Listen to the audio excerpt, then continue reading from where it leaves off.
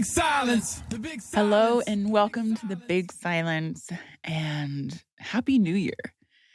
When this episode comes out, we are in 2023, and I will have been back from Telluride, Colorado, where I'm actually headed there in 2 days, and for 6 nights with Bobby, 1 pump, and not bringing my computer. I'm bringing my journal and my calendar to prepare for this year. So today's podcast guest is Captain Sandy Yawn. Such an incredible story. It's a great story to hear at the top of the year because she is living proof that you can come from nothing and you can do anything. And you just have to dream big, find your strengths, and just forge your own path. And I think a lot in society we are taught that we have to have a certain career and go to college and, be a lawyer, a doctor, or such. But Sandy is proof that you can achieve something if you put your mind to it. And I really like her story because she had a huge shift in her life where it could have ended very poorly, but now she's out there, captain of the super yachts across the world. You also may know Captain Sandy from she's the super yacht captain and the star of Bravo's Below Deck Mediterranean. She's really great at sharing leadership skills, critical thinking, and she's really great at empowering you and letting you know how powerful and how wonderful you are and that you can achieve anything. So enjoy this episode. And of course, always share it if you know someone that, could benefit from listening to Miss Captain Sandy. And always, please go comment, like on the Apple reviews. All right, much love. Enjoy the episode. And let's hang together this year. Make 2023 the best yet. All right, welcome, Captain Sandy Yawn. I'm so excited to have you here. I know we were supposed to be in person, and then, our paths did not cross in Austin, but perhaps they will in South by Southwest. Hopefully, and thank you for having me. Of course. So, as I mentioned, Captain Sandy, the history, like your story is incredible, and a little bit about mine. We were just chatting, or similar past perhaps, and I want to talk about how you got kicked out of high school because I almost did, but but you definitely know her from Below Deck on Bravo. And how long have you been on Below Deck? Since 2015, I started filming. It aired in 2016. Okay. Fun fact, I had a show on Bravo in 2013. What was the show? It was called Toned Up, but we only did 1 season. So, it's hard to have a TV show. I had no idea what goes into it and how they decide what stays, what doesn't stay, and it's really interesting. Yeah, it I'll have to look it up. Yeah, I mean, this was in the beginning of Tone It Up when we were first building our company. It's fun though. It was really fun, but it definitely is an experience to be like, what did I get into? But here you are, several years later. But I want to talk, okay, so you are a badass super yacht captain, which is, don't say that, don't do that look. You are. I've seen the massive yachts that you drive. I mean, my husband drives a 45-foot tour bus sometimes, and I don't know how he does it. So I don't know how you do that. But I love your story because I want to back up to younger Sandy and what you went through in the childhood and then how you got to where you are today. Well, in the book, I think I share a little bit about it. We shared earlier, you shared about your mom, and I think my mom had schizophrenia. Definitely mental illness runs in my family. Mm-hmm. My mom was challenged, and on top of that, a lot of people with mental illness drink or do drugs to help with that part of life. Mm-hmm. My mom drank alcohol, so we grew up in that environment, which was insane. And man, kids that survive families that suffer from mental illness and addiction, and you come out on the other end and aren't able to have a quality of life, that's incredible. So I was on that merry-go-round. Addiction runs in my family, so I picked up on addiction. Mental illness runs in my family. I'm sure I had uh, some of that. And um, I just want to clarify: mental illness is an illness that can be treated, right? Mhm. So we learned that. I got sober. I was in and out of jails and institutions most of my young adulthood. I think my first time incarcerated was as a juvenile. I was in a juvenile detention center. Then I graduated to the adult detention center. Hey, Uh, no judgment Never here. really I spent. Yeah, 3 times arrested I as a never. teenager. Yeah, my parents remarried when I was 8. My stepdad was a cop. Yeah. That helped, and I never spent time. I was overnights. They let me sit overnight, which is brutal, man. Those places are freezing I was cold. just so They don't cold. feed you. No They take your blankets. blanket away at like 3 and 4 in the morning. You're like, "What are you doing?" Why do they take the blanket away? I don't get that. To punish you? Talk about stripping you of all rights. And I was, that kid and into adulthood. And I remember I was in front of a judge once because most of my incarcerations were drinking and driving. And, Mhm, I did that before Mothers Against Drunk Driving. mhm. I was, it was the legal drinking age. I think it was 17 in my state when I was 17. And Yeah. then it went to 18 and then 20 and 21. And I had a judge say to me, Sandy, your driver's license is a privilege. It's not a right. This is a privilege that will be taken away from you for the rest of your life. Something clicked. And I remember hearing this girl who had a drug addiction problem was in and out, and she remembered her driver's license number. And I thought, wow, if I can remember that. So I made a point to remember my driver's license number just in case it was ever taken away. So I got clean, changed my life.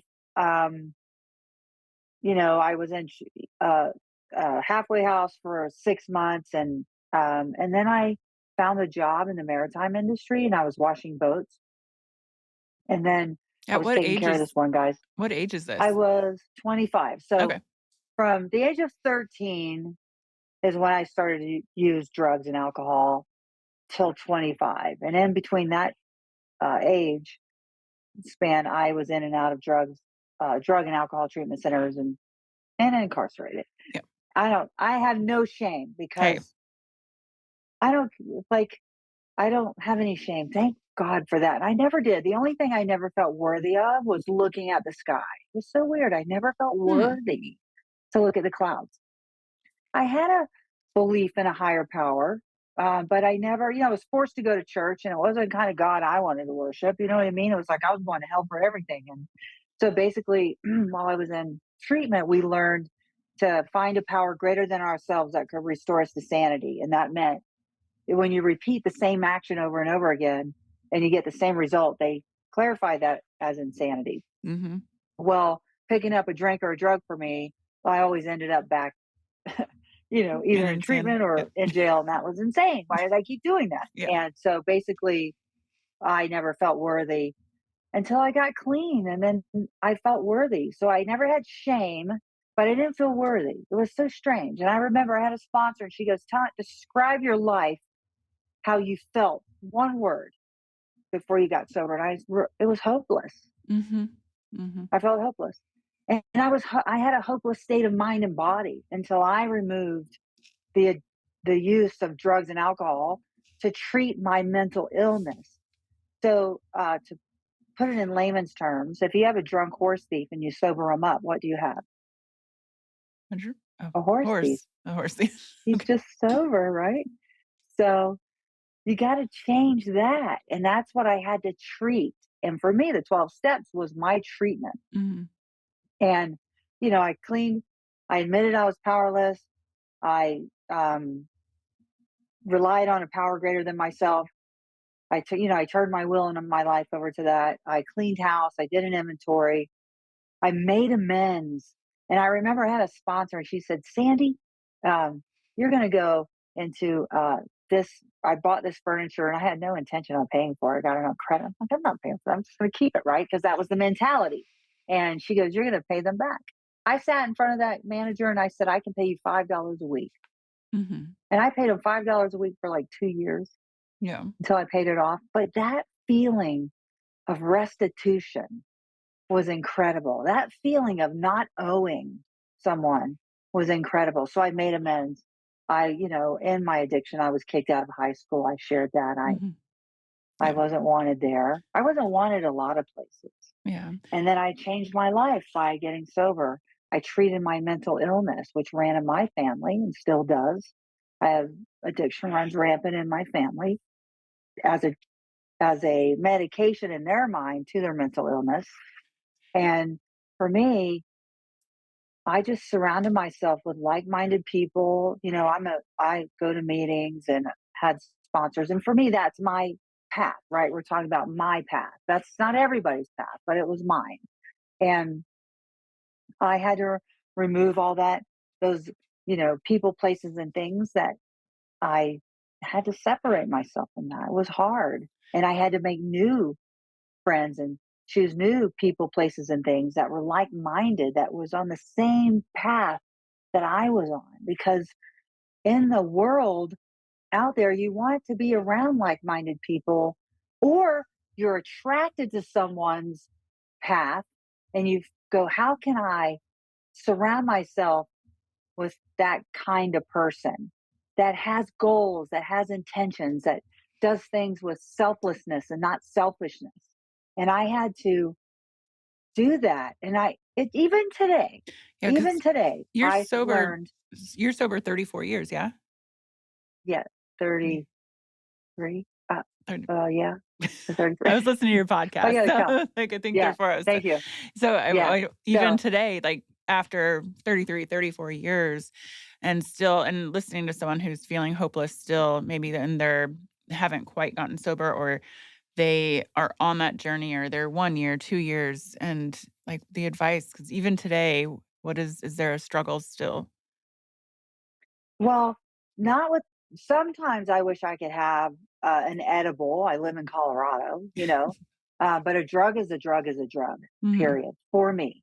I don't care if it's an edible or legalized THC or legalized alcohol. It doesn't work in my body. Yeah. And yeah, but addiction just isn't drugs and alcohol. There's other addictions, Mhm. food, sugar, which I got to get off the sugar. My struggle is, how do I become more selfless and more, you know, in my mind, oh, that's just how you do it. So, when you have a problem and someone else knows how to solve it and Mhm. they give you the solution very quickly and just do that. You're like, but But you're how? not actually in my skin, Yeah. right? So great. It sounds great. Like, I have a friend that's going through a lot, and it's a breakup sort of thing. And I'm just like, "Yep, I had to go through what I had to go through, but the person had to break up with me because I didn't know how to break up. I didn't know how to leave." And it's my struggle is to be patient with someone who's going through something and to know that their journey may not be like mine. Mhm. It may be a harder path for them or an easier path, but to have the patience and the grace and give them that and not just go, here's the solution. Why aren't you doing it? Stop complaining, like, Yeah. because I'm on the flip side now, it's like, Yeah, it's a just shit or hard get off the pot. You know what I mean? But sometimes people need more time yeah, than it's I needed. definitely a struggle, and we each have our own story, and I think it's really important for us who have been through so much and watching others' journeys who go through it, and everyone is different and coming at it with no judgment. And have you gone through through the 12 steps you've and your work, you've probably gone Oh, through therapy and yeah. such, and, Oh, yeah. Yeah. I remember one time I had a therapist, and I was like, "Oh," she's, like, telling me about my trauma and all of this, and I was like, "So what do I do?" She's like, "Just, just don't react the way you do." I'm like, "But how?" Like, there's gotta be more, like, I need more advice and, like, just don't do it.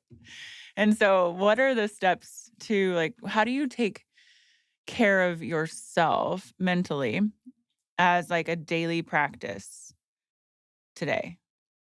Yeah. See, because you've done the work. So, and the how is, it's actually in our big book of how it works. It's really cool. I talked to Leah about this. I go, you and I, because it's no joke, people are in relationships, they have opportunities to grow.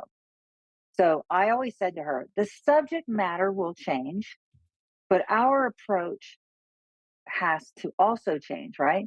We can't just get mad and fire off, or if you're upset, walk out of the room. We're always going to have that content. It's how we respond. So, how is changing the character? The characteristic is what we need to change.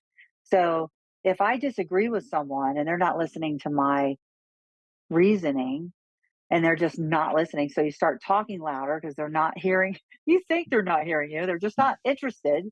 That's when you just take a pause and you go, okay, this is not about me right now. This person doesn't hear what's coming off out of my mouth. How do I approach this differently?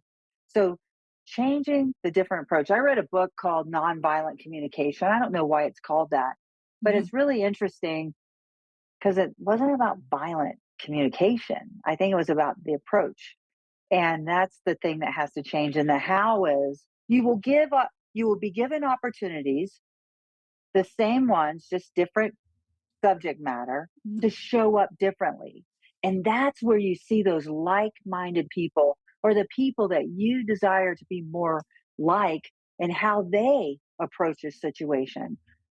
And that self leadership, that work, is leading myself first. So that's checking myself, right? Making sure that, do I owe an amends? Promptly admit it. Because when you're carrying resentment, or Mm, mhm. someone's resentful, you got to clean that up, Mhm. right? So just do it. It's so easy to say, I'm sorry, Oh, I'm big especially if you on mean it. yeah, I'm big on not having resentment, whatever, and, Yeah. just forgiveness. I know there's a lot of conversations, even with Zach Williams, Robin Williams' dad was on here, and we were talking about resentment, and he's like, "But you can't always just forgive because then you're a forgiveness factory." I'm like, "Well, that's me. I'm a forgiveness factory because I don't wanna hold that resentment."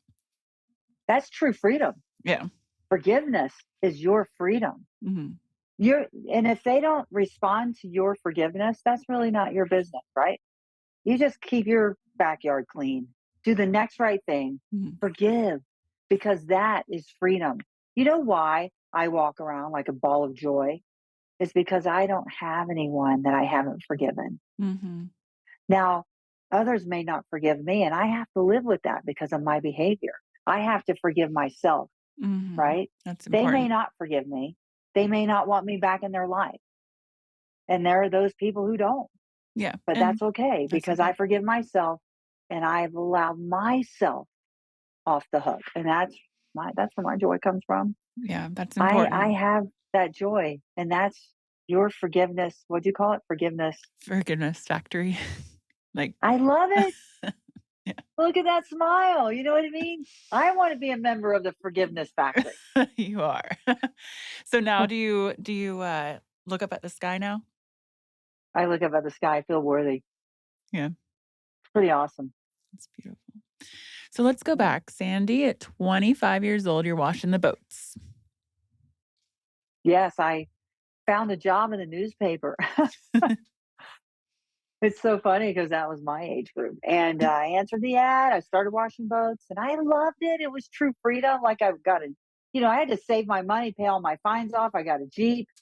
I had a boat bucket, a brush, teak cleaner, and I would drive around and maintain about 14 boats a week.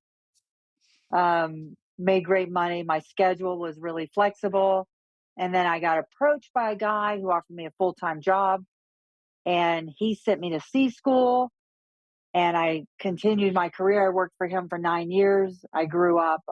He gave me my epaulets. I got raises and promotions, and I worked. I put the work in, and then he sold his vessel, and that's when I journeyed out beyond the umbrella of John Flynn, who gave me that opportunity, which was a scary jump. And I did this concert a couple days ago to raise money for kids to get a high school program across the country Mhm. to educate kids about the maritime industry. And um, having that was is my way of giving back to the opportunities that people gave me. And because of him, he was able to send me to sea school. But a lot of people don't have that opportunity, so that's why I'm doing what I'm doing with that. Obviously, it's not for profit, and it's those little things that matter. So I just kept graduating and graduating in my world because I never graduated high school. I didn't go to college. and man, was I thick to learn. I was like in those classrooms trying to learn to be a captain, and it's calculus.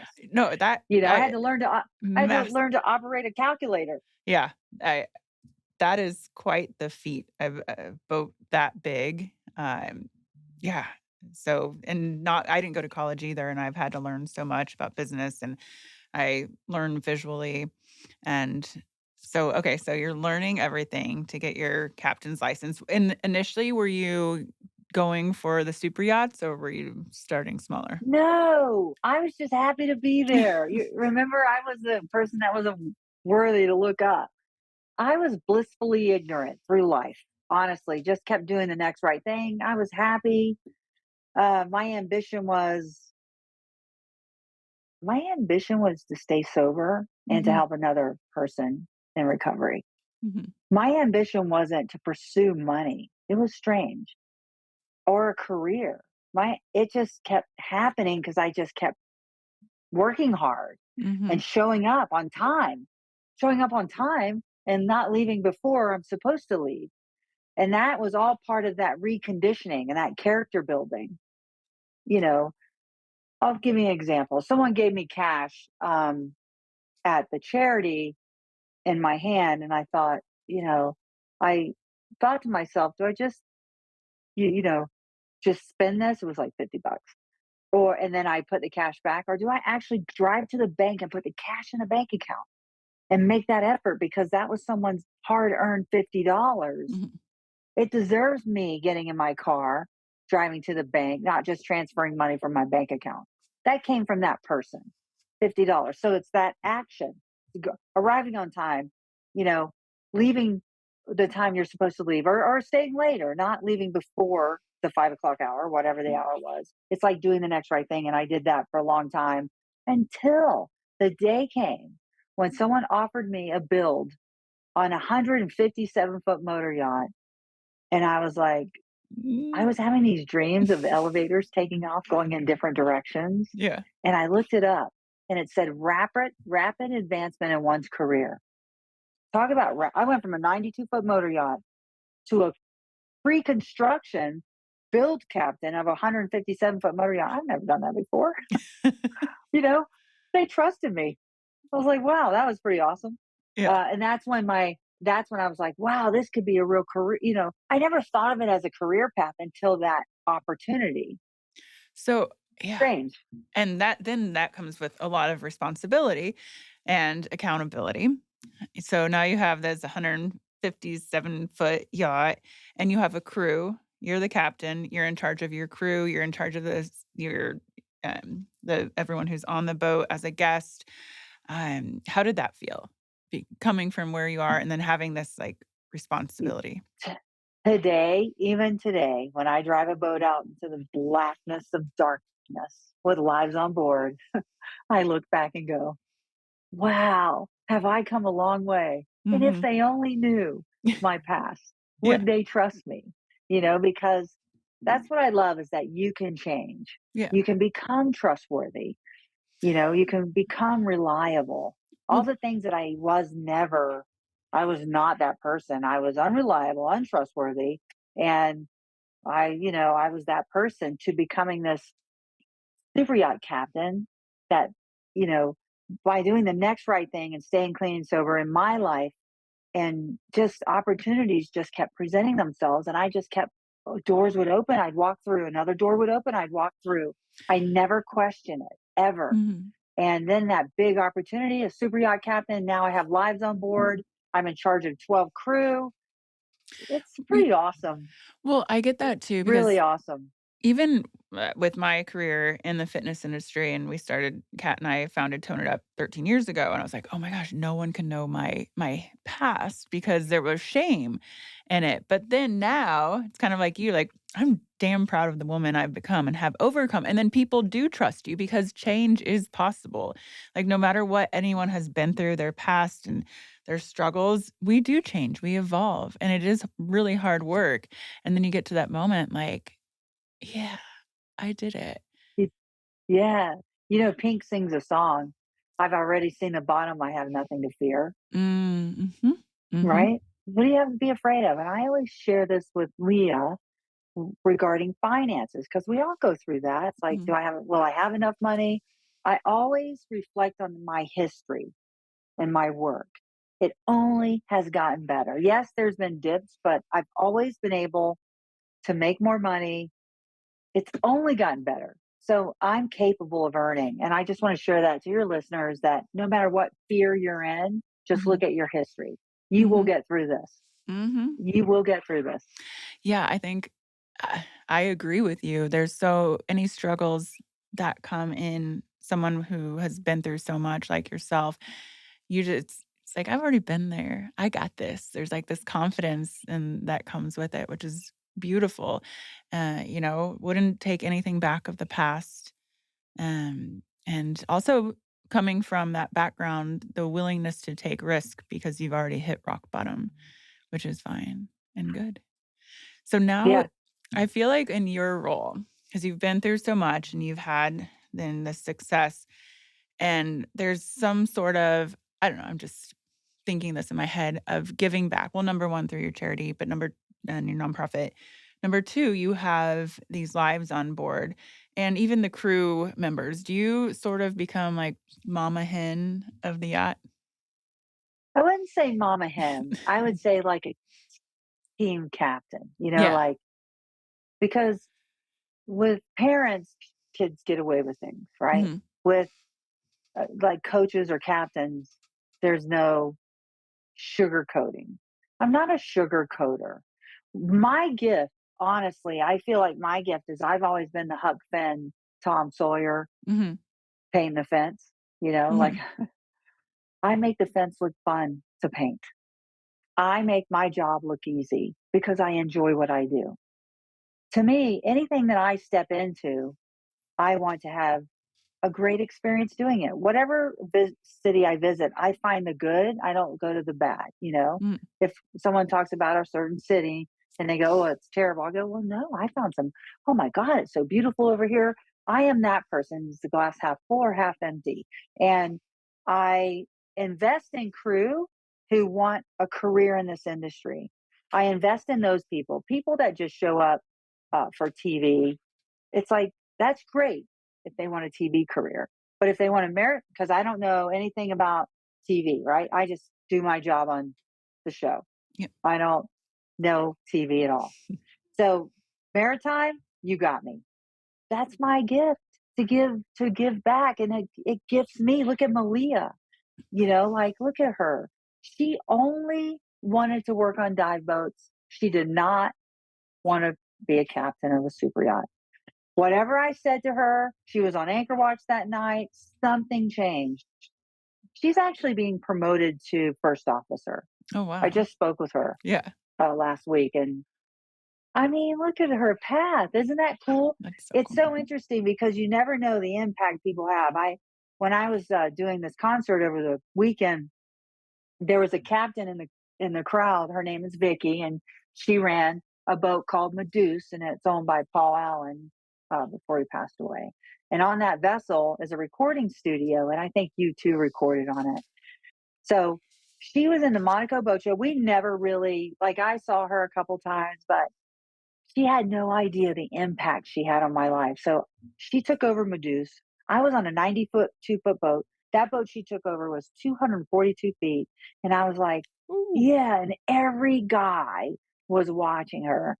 I'm hoping to see her succeed, but I have a feeling it might have been to fail. Um, Unfortunately, a lot of people do that. And I was so proud. And I thought, wow, I can be, if Vicky can do it, maybe someday I can do it like a little kid. And I said this to her. She was in the audience that she was my mentor and she had no idea the impact she had on my life. Sometimes when you show up in life and you're just doing the next right thing, you have no idea the impact you have on someone else's life that you don't even know about. Yeah. Like your podcast, this TV show I'm on, it's impacted so many lives in a positive way.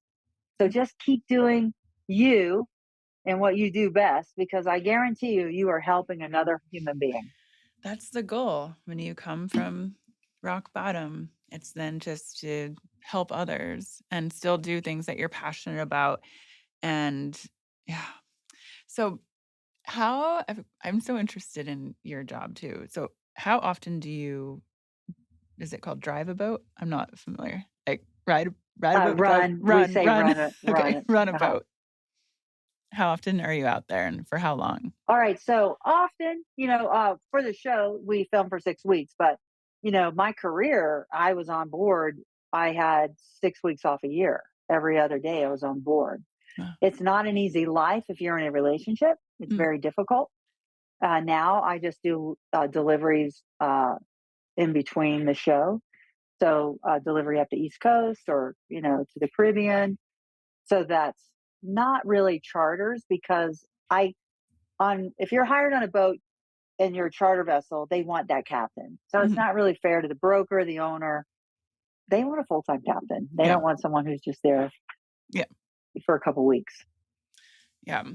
So I want to talk about your book, which comes out in January 10th. Yeah. And I love the title, Be the Calm or Be the Storm. There it is. I love this. Yeah. It's leadership lessons from a woman on the helm. Can we talk about this and what drew you to writing a book? It's your first book, right? Yes.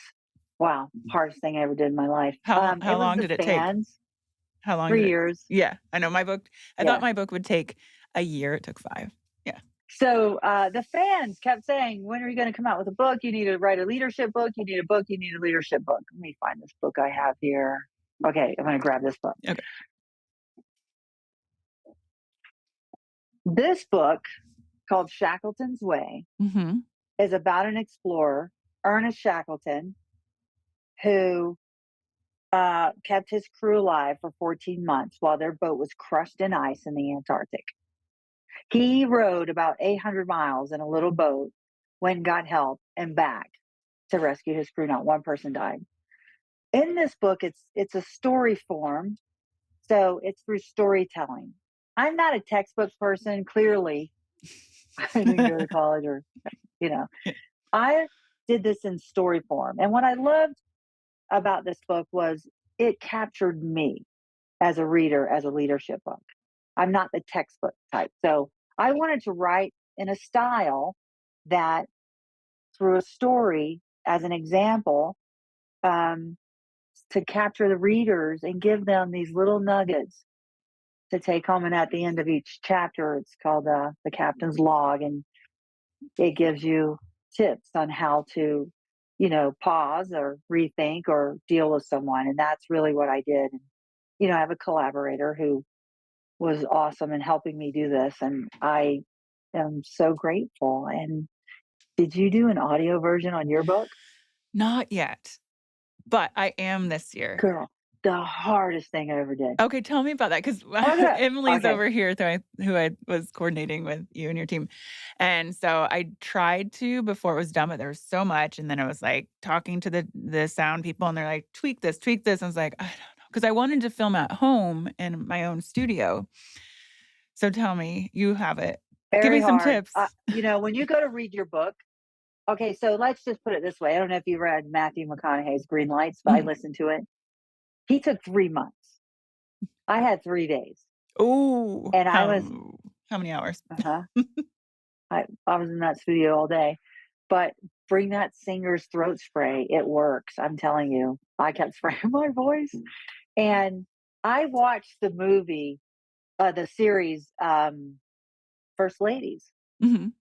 And Eleanor Roosevelt, what we call a podcast today, would do a radio show. And the way she talked was very slow. And it was actually really interesting. And that, for some reason, stuck in my head. So when I went to read, I thought, slow down. But when you read a book, you're not reading out loud, you're reading a book. It's not the same as when you're reading it out loud. The words change, your Mhm. flow is different. And I'm just like, oh my God, I tried to stick from word to word. It was so hard. I wanted to quit so many times. And every time I would get to the part where I can't do this, I would read a sentence in my book. It's like, don't give up. And And I you're said like, to the okay. producers in the other room, Mhm. I guess I better not give up. And I know they hear everything. I was not using good words. I mean, I was just like I had my moments where I wanted to just leave, and I forced myself to stay there. So if you can take, well, it's your book. Hay House is they have timelines. You can take your time. I recommend that you just start it and take your time.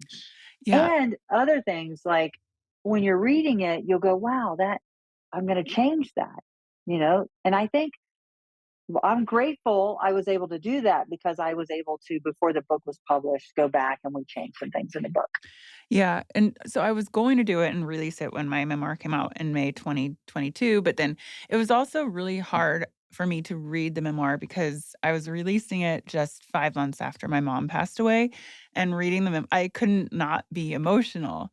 And so I don't think I was ready at the time either, but now the goal is, in the beginning of 2023 to do it and have it come out in May. So, But I think emotion is good yeah, when you're not bawling, crying, listening. can't. Okay, not bawling, crying, Yeah. I cried. I I cried too. still will. My mom's in my book. Yeah. Yeah, yeah. The Wow. hardest parent to lose. Like, I lost both my mom and dad. My mom cut me to the core, though.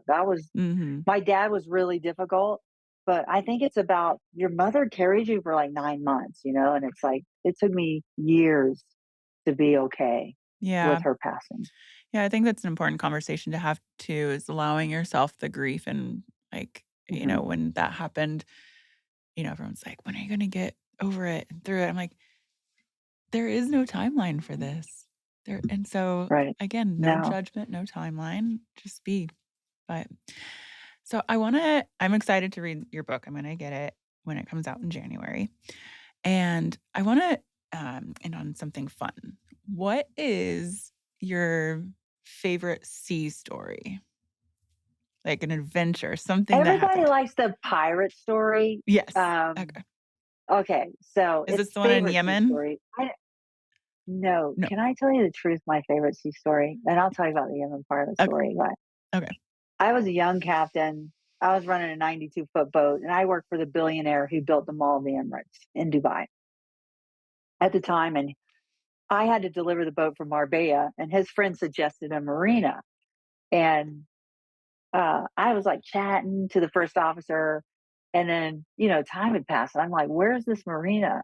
And he said, "Oh my God, it's like 3 hours back the other way."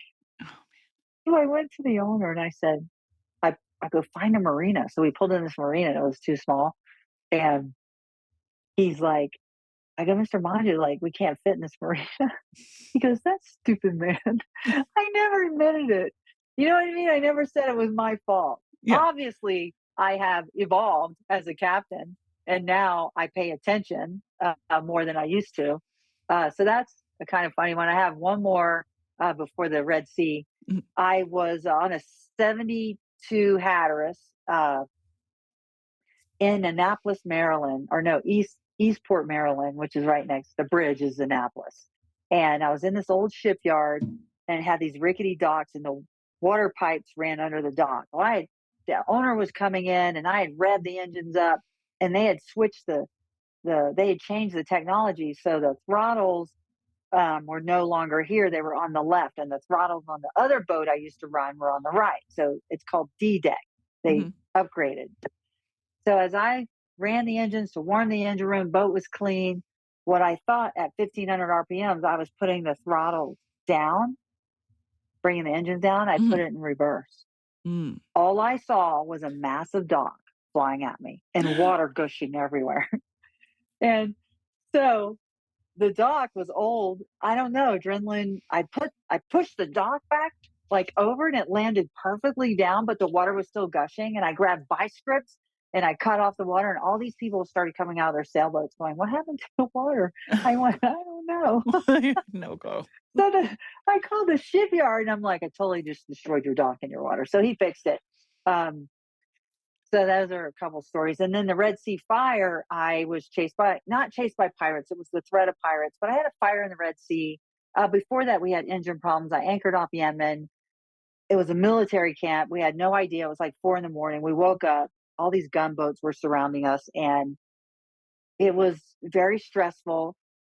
I was on the phone with the states and the shipyard, and we were trying to work it out. So we think we finally fixed the problem after warding off these people for 5 days. As we go around the corner, our vessel catches on fire. And we were now completely not going to make it to Dubai. And I remember, and we were just off the coast of Yemen, and I heard this warship with a female's voice, and it was 2 days after President Bush was reelected. Mhm. And no one would answer her. And that made me mad. I'm like, because she's a female. Not one person will answer her. Because after September 11th, the United Nations formed a coalition of warships to monitor the Red Sea and other bodies of water where piracy is, Mhm. active. And I remembered Warship 68. So I said, I'm an American citizen, sustained a fire floating in Yemen territory. And the cool thing is they came back and said, you'll remain our priority until you're safe. When they arrived, I had one kid, he was from California, and he's like, I'm going to tell him I'm Canadian. I go, they don't care where you're from, man up. Yeah. They're going to take us all. You know what I mean? And so when they came, I just said, yeah, he goes, how many people we have on board? I go, 13, but you can leave the Canadian. It was funny. We made light of it. The other part was a lot of the crew were foreign. Actually, it was just myself and the guy who were American. And they didn't like that it was Bush was reelected because, in that part of the world, Republicans are not really liked. And so when the flag was U.S., I'm like, who do we love? I'm sorry, I don't see a Kiwi flag. I don't see this flag. And I just started rubbing it in. And they're like, we love Americans. I'm like, yes. So the American warship rescued us and actually towed me back into Hadida, Yemen. I sat there for 13 days until we could get a rescue. And we had rocket launchers around the boat. Like, we were heavily guarded. But it was pretty scary. I can't lie. The one thing that I won an award, I did stay calm. I had a girl try to jump overboard, a guy try to kill the other guy because he pulled the CO2. It was complete chaos. Your Distinguished Crew Award, right? Was that the one that you got? Yeah. For being brave and keeping the calm in all of the chaos. Yes. And that's where this title came from, Be the Calm or Be the Storm. Yeah. Because I remember these eyeballs were looking at me. And I thought, I can't show them I'm afraid. Mm-hmm. I got to show them that I'm in control. And when this girl tried to jump overboard, I remember grabbing her and saying, sit here. I'm calling the warship. The Americans are on their way. Mm-hmm. And my chief stew came in and I just said, plot the position. And she goes, Sandy, we're floating in Shark Shoal. So I looked at the other girl. She was from the Philippines. And I said, aren't you glad you didn't jump in? The pirates or the sharks. I mean, come on. I think you have a better chance with me. So I just kept lightening the mood. Yeah. And I think that's really important when you're in leadership. You can't, when it's all falling apart, even if you can't meet your payroll, you don't put that out onto your employees. Mm-hmm. That stays with you as a leader. You figure it out. You don't bring them into that. You let them know you're in control. You have their backs. And that's why you're in a leadership role. Absolutely. That is very, very true. Well, Sandy, I'm very grateful to have had this conversation with you. I can't wait for Be the Calm or Be the Storm and for watching Below Deck, where we can see more of you. Yeah. And I appreciate you. And in the book, are there more of these fun stories? I'm just so interested in. Yes. Yeah. Oh, yeah. There's a great story. So, from my past crew, not Below Deck crew. It's not. Malia's the only one that made the book from Below Deck. Yeah. As an example, and I'm proud of her. You know what I mean? Like, I'm really proud of her. So these are stories from my teams that I hired that were with me for years. We stay in touch. I had a core group, and this is what happens in the real world of yachting. Every season we get new crews. That's not the case in yachting. When you find a team, you fight for their pay, you fight for them, and you keep them in your core. And that's why I was very successful as a charter captain. Yeah. It was my team. I love that. Yeah. Thank you, Sandy. Thank you. The big silence. The big silence.